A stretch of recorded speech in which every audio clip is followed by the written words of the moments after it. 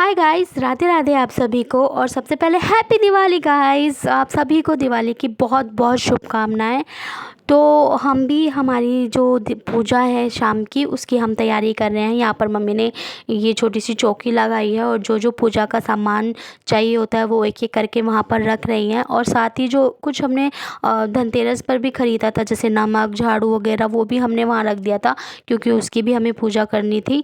और यहाँ पर मैं बना रही हूँ मिक्स वेज, क्योंकि पनीर कोई खाता नहीं है भाई, सबके नखरे होते हैं। मुझे अच्छा लगता है लेकिन मेरे हस्बैंड को, मेरी सास को, किसी को अच्छा नहीं लगता, इसलिए मैंने मिक्स वेज बना लिया। और साथ ही मैंने दूध रख दिया था क्योंकि आज के दिन खीर भी बनती है, माता लक्ष्मी को खीर का भोग लगाया जाता है। तो ये हमने छोटी सी चौकी सजा ली है और चौकी सजा कर ना हम चले गए थे नीचे। देखिए, हम ना एक साझे परिवार में रहते हैं, मतलब हमारा जॉइंट फैमिली है। और हमारी जो पूजा वगैरह जो कुछ भी होती है ना, वो नीचे ही होती है। सब मिलकर इकट्ठे होते हैं, एक साथ पूजा करते हैं। और लेकिन जैसे हम सब एक एक फ्लोर पर रहते हैं और सभी के कमरे में मंदिर है रोज़ जैसे पूजा करने के लिए, तो उसको भी त्योहार पे या किसी भी दिन छूना नहीं छोड़ा जा सकता। तो वहाँ पर भी हमने एक छोटी सी चौकी लगा ली थी पूजा करने के लिए, माता को विराजमान कर लिया था। और अभी हम आए हैं नीचे। नीचे हम एक एक कर कर सभी जोड़े से पूजा कर रहे हैं। और यहाँ पर मेरे पूरा परिवार है, मम्मी है, सास ससुर हैं और जेठानी हैं और जेठ है, बच्चे हैं, मेरी बहन है। और मेरी बहन स्पेशली घर से यहाँ आई थी पूजा के लिए क्योंकि वो मम्मी के पास रहती है। और यानी कि मतलब हम में से किसी एक को तो मम्मी के पास रहना ही पड़ता है, बट वो थोड़ी देर के लिए आ गई थी यहाँ पर पूजा करने के लिए। और मम्मी को मतलब खिला पिला कर आई थी और वहाँ पे भी पूजा करवा के फिर वो लोग यहाँ पर थोड़ी देर के लिए आ गए थे। और अब हम यहाँ पर पूजा कर रहे हैं। और ये पूजा जो है दिवाली की, गणेश जी की और माता लक्ष्मी की हम आरती कर रहे हैं एक साथ मिलकर। और गाइज़, कहा जाता है कि माता लक्ष्मी जो है ना, वो धन की देवी हैं, वो ज्ञान की देवी हैं, वो सब कुछ आपको देने वाली हैं। और गणेश जी हैं जो, वो आपको आपके लक्ष्य तक पहुंचाते हैं, वो आपकी बुद्धि को स्थिर रखते हैं। और बच्चों के लिए कहते हैं कि गणेश जी का ध्यान ज़रूर करना चाहिए, गणेश जी की आरती करें, गणेश जी का मंत्र बोलें।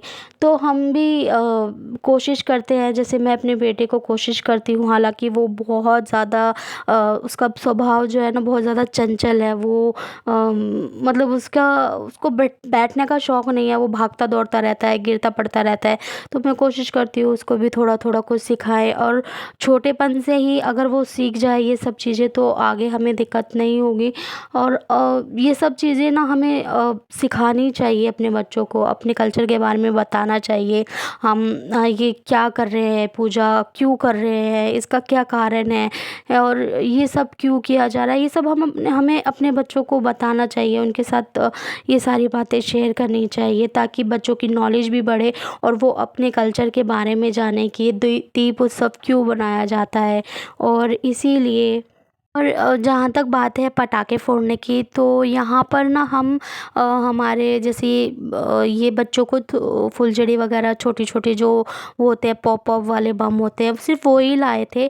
और मैं तो वो भी नहीं लाई थी। पिछली साल हमने 2 डब्बे ख़रीदे थे, तो एक डब्बा मेरे बेटे ने पिछली साल ही फोड़ दिया था और एक डब्बा मैंने बचा कर रख लिया था, उसको दिया नहीं था, तो वो मैंने अब निकाला था। उनको उसने वो फोड़ लिए, पॉप अप वाले जो बम होते हैं। बाकी हम ज़्यादा बम पटाखे फोड़ते नहीं हैं, छोटे मोटे जैसे हैंटर हैं, अनार वगैरह है, ये सब फुलझड़ी है, ये सब हम जलाते हैं। यहाँ पर हमने मेरे हस्बैंड ने मुझे दिवाली विश किया, उन्होंने मुझे मिठाई खिलाई, मैंने भी उन्हें विश किया। हालांकि यूजली इतनी जल्दी मतलब ऐसा कभी हमारे बीच में होता नहीं है, वो कभी इतनी मुझे विश जल्दी से करते नहीं हैं।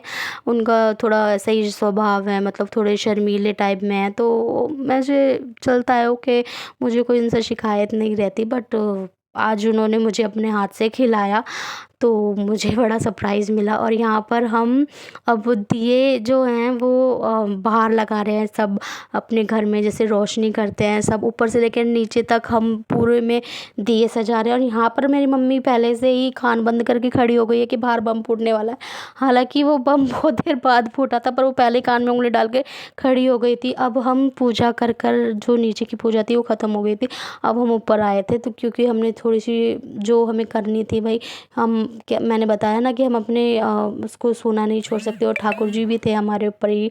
तो हमने उसको ठाकुर जी को तैयार किया और फिर हमने ऊपर जाकर आरती की। और यहाँ पर देखिए शिबू को उसको इतनी जिद चढ़ रही थी मीठा खाने की, क्योंकि पता है हम इसको मीठा देते नहीं हैं, बिल्कुल इसको मीठा खिलाते नहीं हैं। लेकिन जब से ये थोड़े दिन यहाँ रुकने आया ना, यहाँ पे ये बहुत मिठाइयाँ वगैरह उसको खाने को मिल रही हैं, बहुत मीठा खाना सीख गया है, जिसके चक्कर में इसने खाना खाना छोड़ दिया। और अब ये मुँह से मांगता है कि चीजी चीजी। तो यहाँ पे ये रो रहा था कि मुझे मिठाई खिलाओ, मुझे मिठाई खिलाओ। पूजा के बीच में मतलब जो प्रसाद हमने चढ़ाया था वो उसने भोग भी नहीं लगने दिया, कि रोने लगा पहले मुझे दो, मुझे खाना है। फिर हमने एक एक कर कर यहाँ पर हमने अपनी आरती की मंदिर में। और आरती के बाद सबने खाना खाया यहाँ पर।